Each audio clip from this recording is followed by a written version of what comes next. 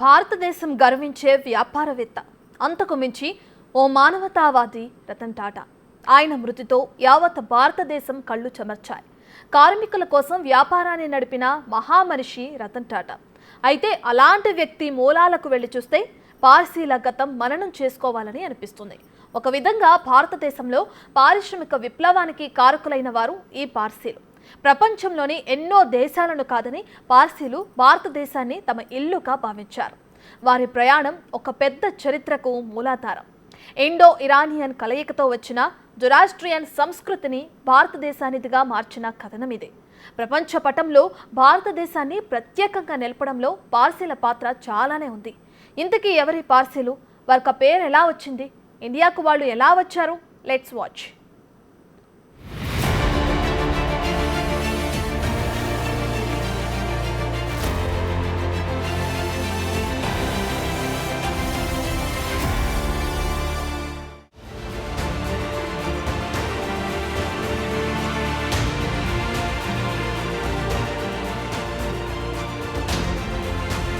రతన్ టాటా, సర్జోరబ్జీ టాటా, జంశెట్టి టాటా, బైరామ్జీ జెసిబోయ్, అర్దషీర్ గోద్రేజ్, దాదాబాయి నవరోజీ, హోమీ బాబా, పల్లంజీ మిస్త్రీ, ఫరోక్ ఇంజనీర్, సిరస్ పూనావాలా, ఇలా చెప్పుకుంటూ పోతే లిస్టు చాలా ఉంది. భారతదేశ పారిశ్రామిక విప్లవంలో ప్రముఖ పాత్ర వహించిన వీరంతా భారత వ్యాపారవేత్తలుగా ప్రపంచ ప్రఖ్యాతిగాంచిన వ్యక్తులు. భారతదేశ కీర్తిని నలుదిశలా వ్యాపింపజేసిన వారు. అయితే వీళ్ళెవరూ భారతీయులు కాదంటే నమ్ముతారా?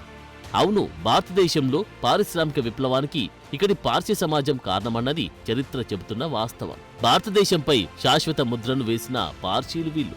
అయితే వీళ్ళు పరాయి దేశం నుండి వచ్చిన వారి అయినప్పటికీ పార్సీలుగా వీరి దేశం భారతదేశమే.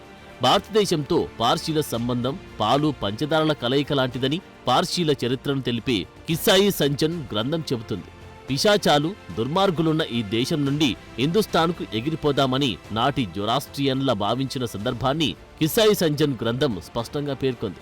అయితే ఇరాన్ నుండి ఎగిరి వచ్చిన ఈ జనాంగం భారతదేశ రూపురేఖలు మార్చడంలో కీలక పాత్ర పోషించిన సత్యాన్ని మననం చేసుకోవాల్సిందే.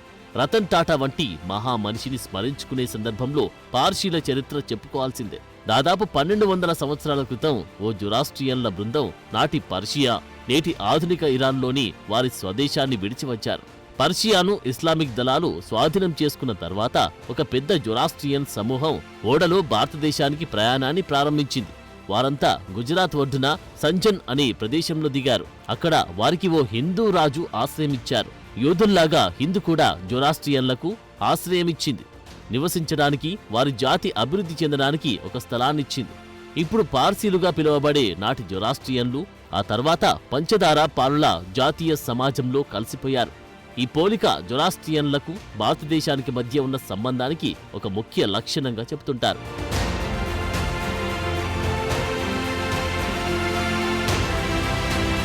సంఖ్యాపరంగా భారతదేశంలో జొరాస్ట్రియన్లు తక్కువగా ఉన్నప్పటికీ ఈ సమాజం ఆధునిక భారతదేశ నిర్మాణంలో ప్రముఖ పాత్ర పోషించింది. ముఖ్యంగా టాటాల కుటుంబం వ్యాపారంలోనూ కొత్త కొత్త ఆవిష్కరణలో నాయకత్వ పాత్రను పోషించింది.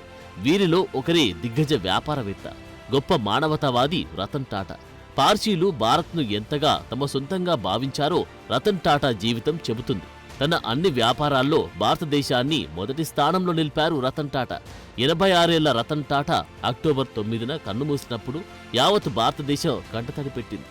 దేశ పారిశ్రామిక వృద్ధికి ఆయన చేసిన అపారమైన కృషికి నివాళులర్పిస్తూ మహారాష్ట్ర ప్రభుత్వం అధికార లాంఛనాలతో రతన్ టాటా అంత్యక్రియలు నిర్వహించింది. జొరాస్ట్రియనిజం అనేది ప్రపంచంలోని అత్యంత పురాతనమైన ఏకేశ్వరోపాసన మతాల్లో ఒకటి. దీనిని ప్రవక్త జొరాస్టర్ పురాతన పర్షియాలో 6వ శతాబ్దం బీసీఈలో స్థాపించారు. జొరాస్ట్రియనిజం సాంప్రదాయం ప్రకారం Zoroaster Ahura Mazda supreme God నుండి ఓ దైవిక ప్రత్యక్షతను పొందాడు. విశ్వాన్ని సృష్టించడానికి, నిలబెట్టడానికి బాధ్యత వహించే ఏకైక సర్వశక్తిమంతుడైన దైవిక భావన్ను జొరాస్ట్రియన్లకు పరిచయం చేశాడు. ఈ మతం ఒకప్పుడు పర్షియాలు, ముఖ్యంగా అచెమెనిడ్, సస్సానియన్ సామ్రాజ్యాల సమయంలో ఆధిపత్య విశ్వాసంగా ఉండేది. ఈ జాతి 4వ శతాబ్దం బీసీఈలో అలెగ్జాండర్ ది గ్రేట్తో సహా అనేక శత్రు సమూహాల దాడుల నుండి బయటపడింది. అయితే మారుతున్న కాలంతో పాటు జొరాస్ట్రియన్లు తీవ్ర బెదిరింపులకు గురికావాల్సి వచ్చింది. 7వ శతాబ్దపు సిఈ ఇస్లామిక్ దండయాత్ర తర్వాత జొరాస్ట్రియన్లు తమ మాతృభూమిని విడిచిపెట్టాల్సి వచ్చింది. కొత్త ముస్లిం పాలకులు జిజియా పన్ను, మతపరమైన ఆంక్షలతో జొరాస్ట్రియన్లను వేధించారు. జొరాస్ట్రియన్లను అట్టడుగున ఉంచే విధానాలను అమలు చేశారు.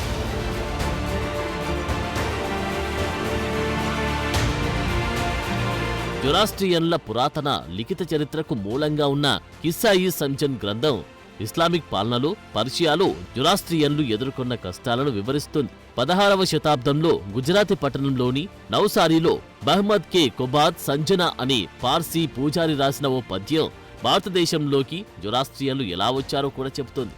అయితే దాని చారిత్రక నిజాల గురించి కొన్ని ప్రశ్నలు ఉన్నప్పటికీ భారతదేశంలోని జొరాస్ట్రియన్ కమ్యూనిటీ ప్రారంభ చరిత్రను అర్థం చేసుకోవడానికి కిస్సా-ఇ సంజన్ ఒక ముఖ్యమైన గ్రంథంగా అంతా పరిగణిస్తారు. ఈ గ్రంథం ప్రకారం 8వ శతాబ్దంలో జొరాస్ట్రియన్ల సమూహం గుజరాత్ ఒడ్డున సంజన్ అనే ప్రదేశంలో అడుగుపెట్టింది. అక్కడ వాళ్ళు స్థానిక హిందూ రాజు జడి రాణాను కలిశారు. ఆ సమూహంలోని జొరాస్ట్రియన్ పూజారి కొన్ని బహుమతులను తీసుకుని రాజా జడి రాణా వద్దకు వెళ్లి అక్కడ ఆశ్రయం పొందాడు. తమ మతాన్ని కాపాడుకోవడం కోసం వచ్చినట్లు చెప్పారు. అక్కడ తమ నివాసానికి స్థలం కేటాయించమని అడిగారు. అయితే తన భూమిలో స్థిరపడడానికి రాజా రాణా మొదట సంకోచిస్తాడు. అధిక జనాభా స్థానిక వనరులపై ఒత్తిడి పెరుగుతుందని ఆలోచిస్తూ తన ఆందోళనను వ్యక్తం చేయడానికి జడి రాణా జొరాస్ట్రియన్లకు ఒక గ్లాస్ నిండుగా పాలను పంపుతాడు. అతని రాజ్యం ఇప్పటికే నిండిపోయిందని, ఎక్కువ మంది ప్రజలకు వసతి కల్పించలేదని ఈ గ్లాసు పాలు సూచిస్తున్నట్లు ఈ గ్రంథంలోని పద్యం వ్యాఖ్యానించింది.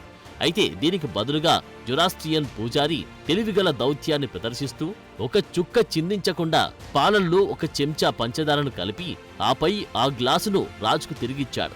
దీనితో సింబాలిక్గా పార్సీలు స్థానిక సమాజంలో కలిసిపోతారని, స్థానికులకు ఎటువంటి భంగం కలగకుండా, స్థానభ్రంశం కలిగించకుండా ఆ ప్రాంతాన్ని తీపిగా మారుస్తారని చెప్పారు. పూజారి జ్ఞానం, వినయంతో ముగ్ధుడైన రాజు జడిరాణా వారికి తన రాజ్యంలో స్థిరపడడానికి అనుమతినిస్తాడు. అయితే రాజా రాణా కొన్ని షరతులను కూడా పెడతాడు.